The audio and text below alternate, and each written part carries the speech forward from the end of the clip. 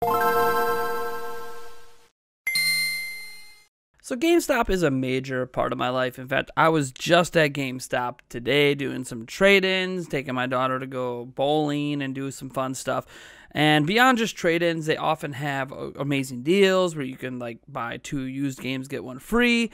And even when you go on eBay, sometimes you end up saving more money there. Sometimes they also have amazing stackable trade-in deals where you can like trade on a system and some games and then get bonus value on top when putting it towards like say an Xbox One X or a Nintendo Switch. And you end up getting even stronger value than you can on the secondhand market in moments like that. And I have been known to take massive advantage of those stackable deals that come around a few times per year. In fact, I might be the customer they hate the most, since that's usually when I'm visiting GameStop in the first place. And that being said, GameStop has been in trouble for years. They've seen a massive decline.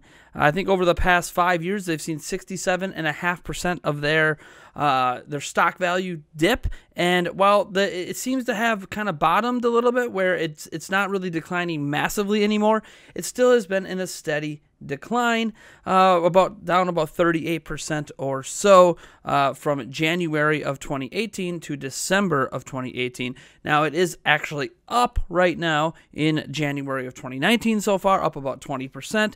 But some of this might be because it appears GameStop might be getting sold. In fact, 2 particular companies are actually in a bidding war for GameStop, which seems interesting when a lot of reports and a lot of chatter around GameStop, including on this channel, is that they possibly are going away.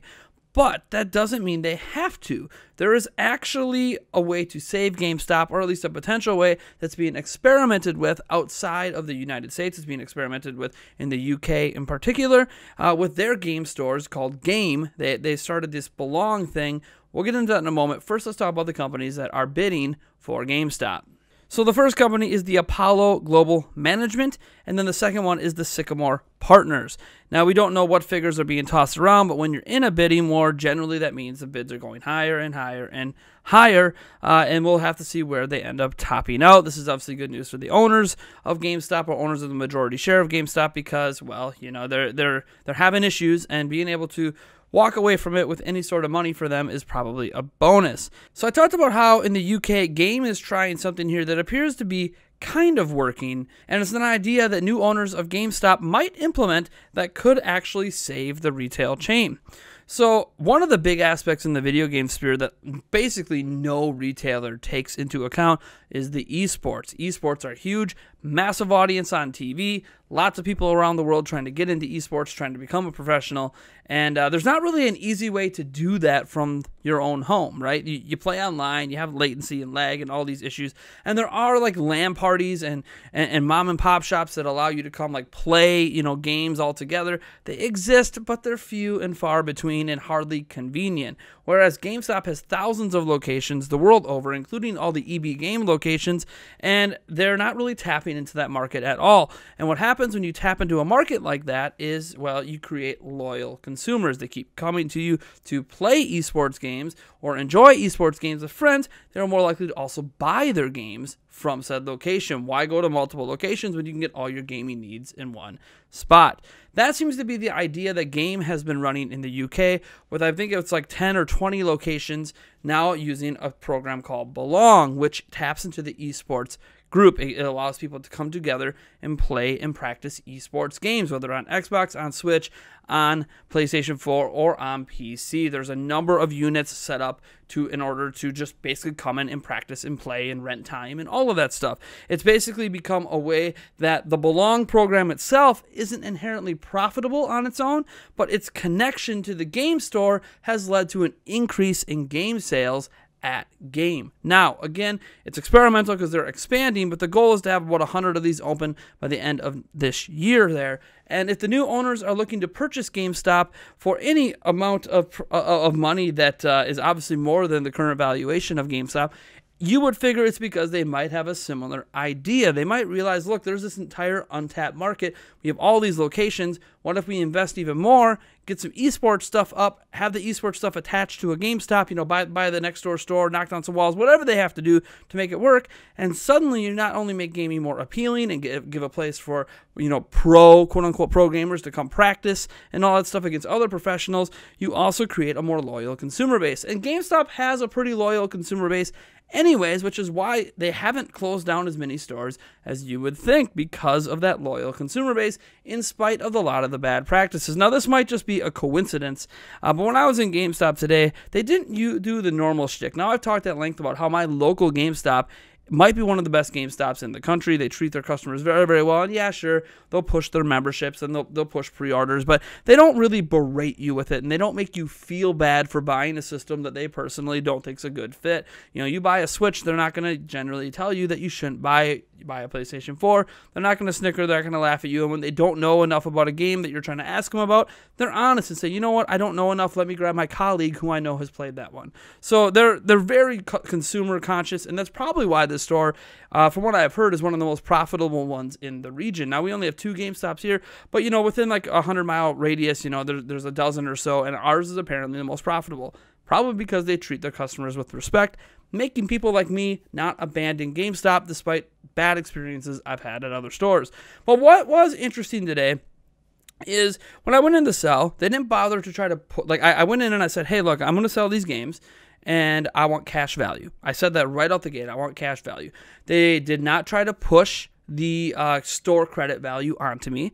There was 3 employees at the store at the time, including the manager. They did not try to push it onto me. They didn't look at me and be like, oh, are you sure you don't want to, take the $100+ in store credit, versus the $80 cash. They didn't say that to me at all. They just said, hey, just so you know, all they did say was, so they just said, are you sure you don't want store credit? And I said yes, and they didn't even tell me the amount. They just said, okay, cool, you can have cash, no problem. I was in and out. They didn't push a pre-order on me. They didn't push a trade-in bonus on me to try to trade towards like an Xbox or a PlayStation or anything, because they do trade-in bonuses where you get like an extra 10% right now at my store anyways towards the system. They didn't do any of that. They just said, cool, you came in here to sell your games. Here's your money. Have a good day. And that, to me, is not an experience I'm used to, even at my GameStop, because there are things they are pushing. Pre-orders, trade-in value, trading in games and going to take advantage of their used game selection. They didn't push any of that. In fact, none of the customers in there, because there was another person trading in a system, another person trading in a controller, they weren't pushing it on anybody. And I wonder if it's because this sale is happening. So the pressure from the top, the pressure from corporate has basically gone away, because the people that are currently working in corporate won't be there much longer because it's being sold. They're just cashing out and calling it a day. And I think that might ultimately be a positive move for GameStop, because I don't want GameStop to go away. They are the only worldwide, let alone national chain here in the U.S. that specifically tailors to video games. Now, I realize 30-40% of the store is being taken over by video game and comic related merchandise, and I get it. That was like a move they did when they bought ThinkGeek to try to expand the profitability of their stores. But I think this idea that Game is doing, which, well, they're kind of showing a little bit of a loss because they're investing in these new esports things, but they obviously haven't made that investment back. But what they have noted is 36 to 40% increase in game sales at the stores that have these esports focused areas. So with that being the case, that is an idea. I think these people outside of GameStop are being like, this other store found something. Yeah, it requires an investment, but over time, you're going to get that investment back, because some of the most loyal consumers out there are from the esports realm, are the people who follow esports players, are the ones that might even show up at a GameStop to watch a professional play some matches while practicing. And they're more likely to pick up games when the games are right in front of them. So I honestly think that that's where these companies can go, probably one of many directions. So again, it's confusing that there's a bidding war for what's considered a failing business right now, and many people presumed will go out of business in a decade. But another company that's in the same field has kind of found a future-proofing way to combat that, at least for the time being. And if GameStop and the new owners can tap into that, just maybe, GameStop's not going to be going anywhere. Now, that doesn't mean we won't see some consolidation and some store closings. They might look at their fringe stores that are just not even remotely close to profitable. Why put money in that? I don't know that both my GameStops in my local area would get like an esports area. Maybe only one of them does. But it's an area that I think these companies are looking at, and that's what's creating the bidding war, because these two companies see a possible way to turn this around and make GameStop into a future-proof and future profitable company. Now remember, GameStop is obviously making some money. They're not out of business yet, and they do still have a pretty loyal fan base in spite of everything. But I honestly hope that this new ownership not only comes with the ideal of making esports important, but also the ideal of making the customer important. I don't expect the values that they give us for games to be different, but at least treat their customers with more respect. Start getting rid of some of those dirty, underhanded practices we always hear about people trying to trade in systems and buy new systems and being pushed on used. Like, if they could do away with the reliance so heavily on selling used products, I think it's going to be a boon, and I think the pressure is going to be off the employees, and it's going to be a much more enjoyable experience. Now, maybe GameStop, even under new ownership, could never win you back as a customer, and that's fine. But I don't think any of us should want GameStop to go away, because when it comes to just a place to go to get any game you want in person, there's not a lot of options. A few mom and pop shops, and they don't always have the latest stuff in stock. There's Walmart, Target, Best Buy. They, again, don't always have the latest stuff in stock. They have so much other stuff going on that they're not always focused on making sure they have the video games. So this is something to at least keep an eye on. And if you're someone who cares about the physical video game medium, you probably want GameStop to stick around. So we'll have to see, and if we do any future coverage on this. I know I'm very interested in the physical medium, not going anywhere anytime soon. And as much as game streaming and everything else is coming, I think there is a path here to stay relevant in the new video game landscape that we're going to be entering into in the next 5 to 10 years. Anyways, I'm Nathaniel Rovagents from Nintendo Prime. Let me know what you think about this news down in the comments below. Also, by the way, you may want to check out our Super Smash Bros. Nintendo Switch bundle giveaway down through the description. Gleam.io link, free to enter. It's a 50,000 subscriber giveaway. Once we hit 50K, we'll announce the winner. That's really all you have to know. Like the video if you like it, subscribe for more content, and I'll just catch all of you guys in the next one.